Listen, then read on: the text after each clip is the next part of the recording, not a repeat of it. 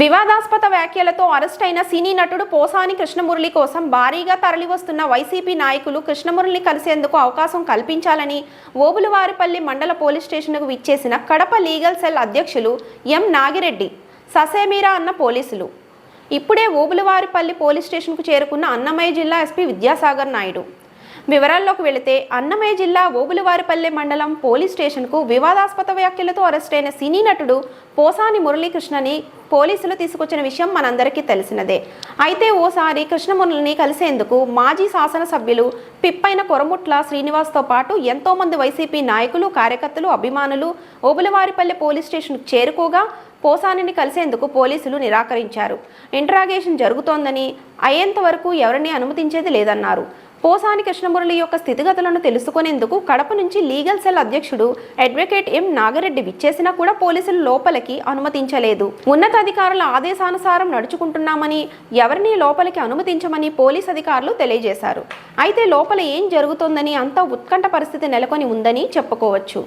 ఇలా ఉండగా కోడూరు మాజీ సభ్యులు కొరమట్ల శ్రీనివాసులు పోసాని కృష్ణమురళిపై థర్డ్ డిగ్రీ ఉపయోగిస్తున్నట్లు అనుమానాలు రేకెస్తున్నాయని పోలీస్ అధికారులను ప్రశ్నించగా పోలీస్ అధికారులు అలాంటిది ఏమీ లేదంటూ ఇంటరాగేషన్ తర్వాత న్యాయకులను మీడియాకు పోసానిని కలిసేందుకు అనుమతిస్తామని చెప్పారు.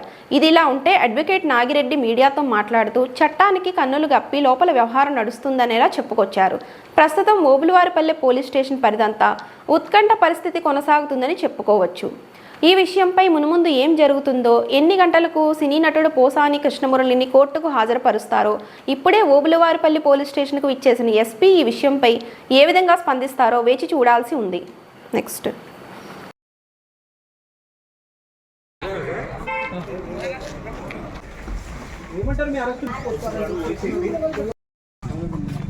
చెప్పండి సార్. నేను అడ్వకేట్ సార్, కడప నుంచి వచ్చినాను. అలా పోసాని పర్సనల్ అడ్వకేట్ కలిసల్లా కదా. నువ్వు అక్కడ కూర్చుంటే మీరేం చేస్తారు? హ్యాపీగా మనం ఎత్తుకునే పంచాయతీ లేకుండా జరిగిపోయింది.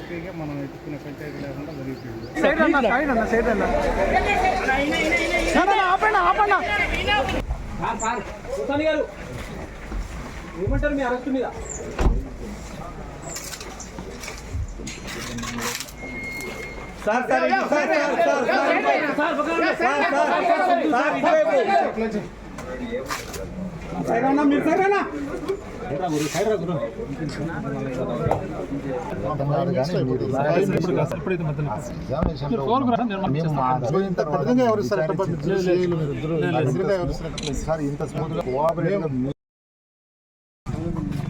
చెప్పండి సార్. నేను అడ్వకేట్ సార్, కడప నుంచి వచ్చినాను. అలా పోసాని పర్సనల్ అడ్వకేట్ కలిసల్లా కదా. నువ్వు అక్కడ కూర్చుంటే మీరేం చేస్తారు?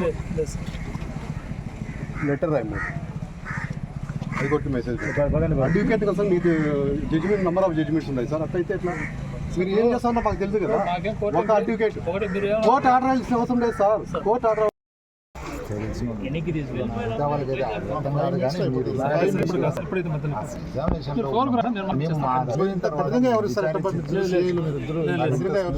సార్. ఇంత స్మూత్గా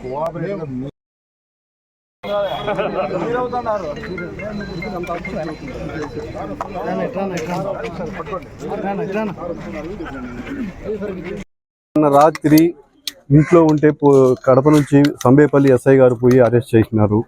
అరెస్ట్ చేసినప్పుడు నోటీస్ ఇచ్చినారు. 47(1)+2 బిఎన్ఎస్ కింద నోటీస్ ఇచ్చినారు. ఆ నోటీస్లో ఈరోజు డేట్ వేసినారు, నిన్న అరెస్ట్ చేస్తూ.